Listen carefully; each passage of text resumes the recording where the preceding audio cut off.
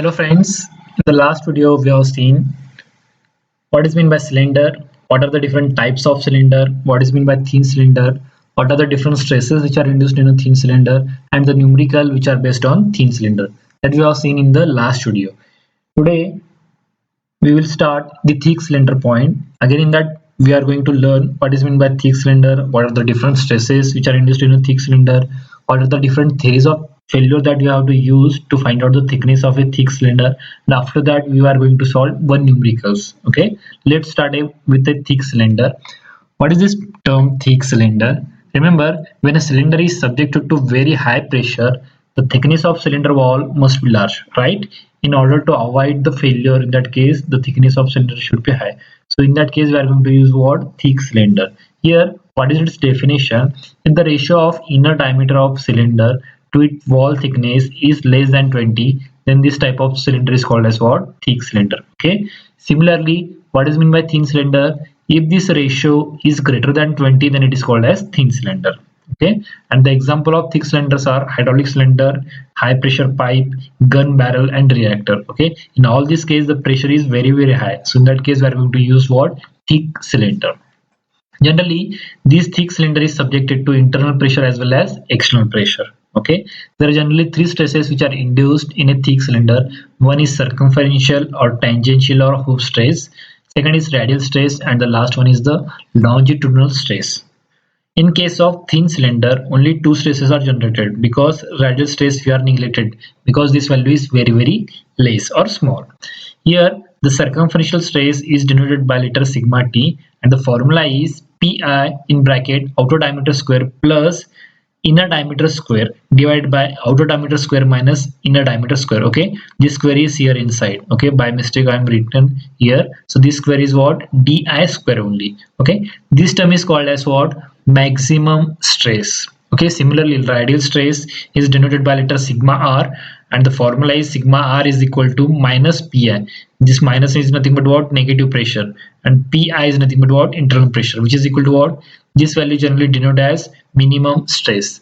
After that, last one is the longitudinal or axial stress. It is denoted by letter sigma L. And the formula is pi into di square divided by, in bracket, outer diameter square minus inner diameter square. Okay, just remember these are the basic formulae which are used in case of thick cylinder.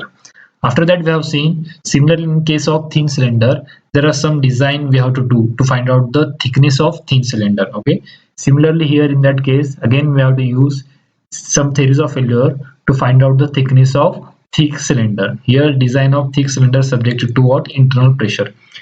Generally there are four theories of failure which are used to find out the thickness of thick cylinder. Okay, the applications are different. Just here remember the theories of failure. The first one, which is based on what? Maximum principal stress theory.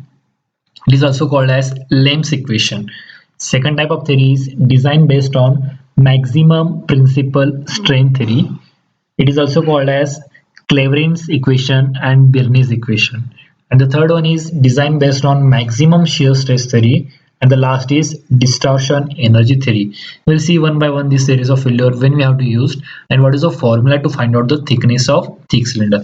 Remember, these four theories of failures are used to find out the thickness of thick cylinder. Okay, we'll go one by one.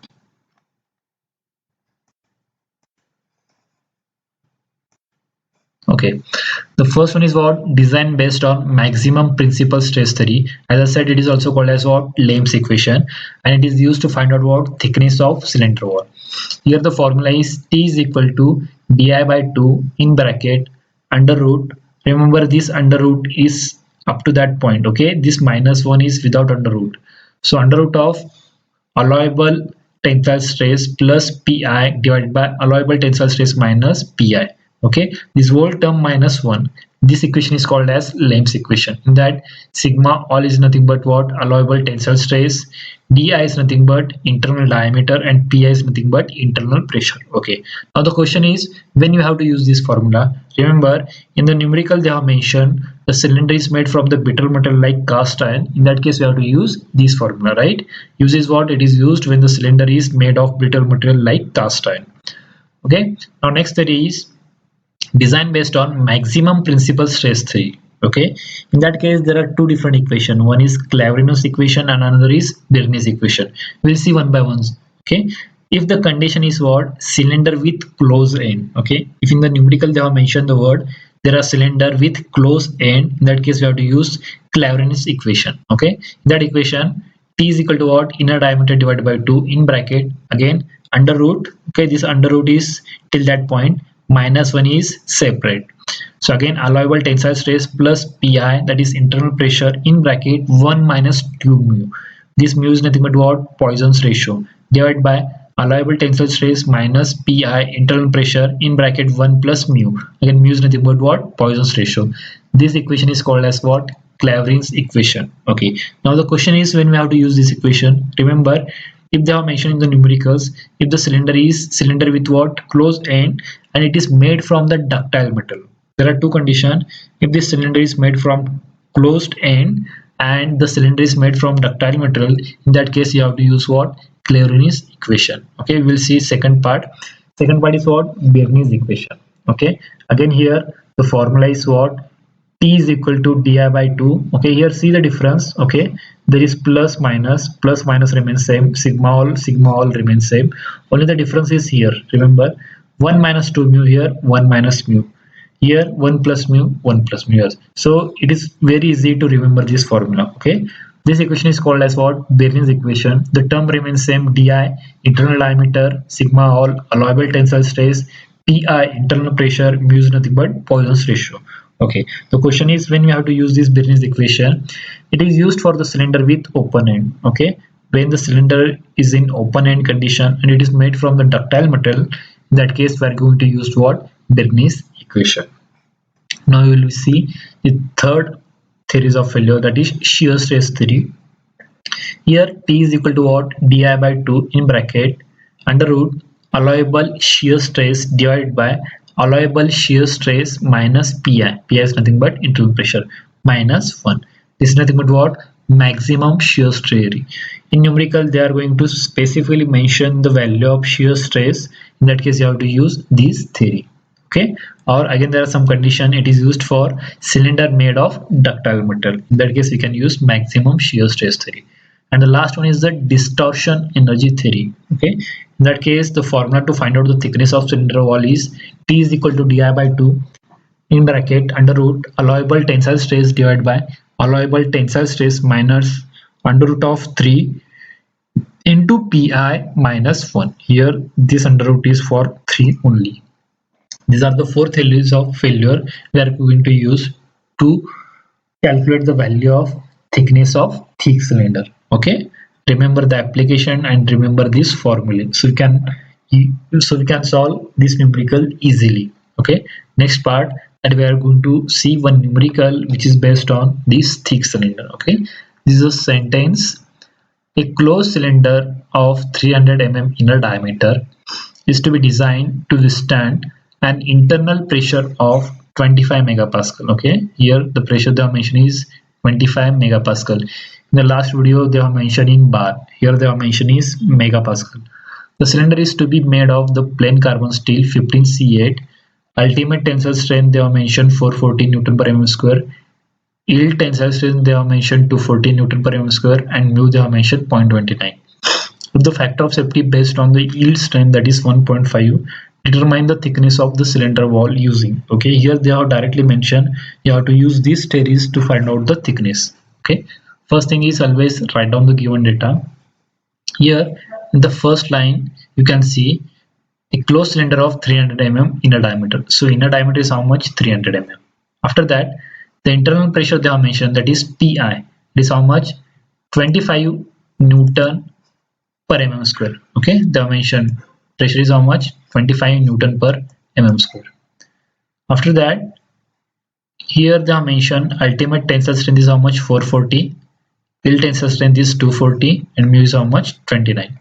Here remember we have to convert this megapascal into Newton per mm square. Okay, but we know there is a relation, 1 megapascal is equal to how much, 1 Newton per mm square. So this 25 is equal to what, Newton per mm square.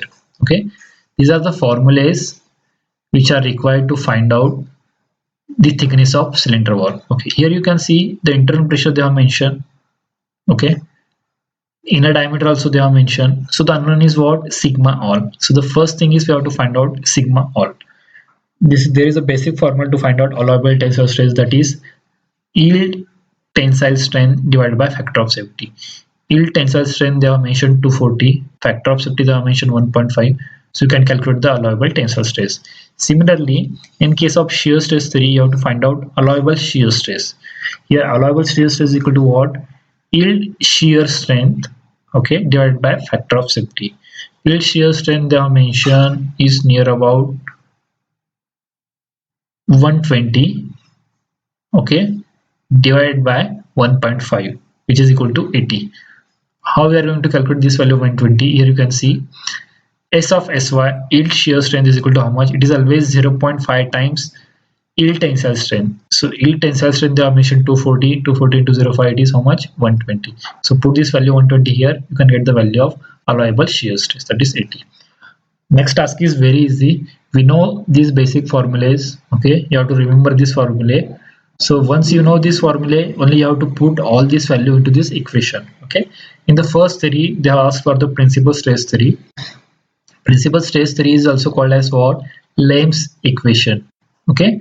Use this formula, T is equal to di by 2 under root of allowable tensile stress plus Pi divided by allowable tensile stress minus Pi minus 1, okay? Put all this value, you get the value of thickness is how much? 25.29, which is equal to 26 mm. Again, similarly for the maximum principal strain theory, okay, but in this case they are not mentioned whether it is a open end or close end. So in that case you have to consider it is a close end first, okay? So you have to use the Clavinus equation. Again, put all those values into this formula, you get the value of thickness how much? 24 mm, okay? We'll go for the third theory, that is the maximum shear stress theory. Again, here maximum shear stress theory, we have calculated the allowable shear stress. Put all those values into this formula, you will get the value of thickness is almost 31 mm. And the last one is the distortion energy theory. Again, this is the basic formula, T is equal to di by 2, which is equal to in bracket under root of allowable tensile stress divided by allowable tensile stress minus under root of 3 into Pi minus 1. Put all this value, you will get the value of thickness 26 mm. Okay, here they have used, or they are mentioned to find out the thickness of cylinder valve using this formula. Only you have to find out the thickness only, okay? Just remember here, this is nothing but the thick cylinder. If this ratio is less than or equal to 20, is nothing but what? Thick cylinder. In thick cylinder there are three stresses which are induced. One is tensile, another is radial, and the last one is the longitudinal. Okay, tensile stress is also called as maximum stress, radial stress is also called as minimum stress. So you need to remember this first formula, second and third. After that, you should know there are some theories of failure which are used to find out the thickness of thick cylinder. So you should remember the formula of each and every theories of failure, okay? So the first one is Lamb's equation, that is maximum principal stress theory. You should remember this formula and this use. Similarly, second, there are two cases, one is the Clavinus and second is the Bernoulli, okay? Remember this formula and this formula and its application. And the last one is the maximum, second last is maximum shear stress theory, this formula and this application, and the last one is the distortion energy theory. If you know all these formulas, you can easily calculate the values which are used to find out the thickness of thick cylinder. Okay, thank you so much guys.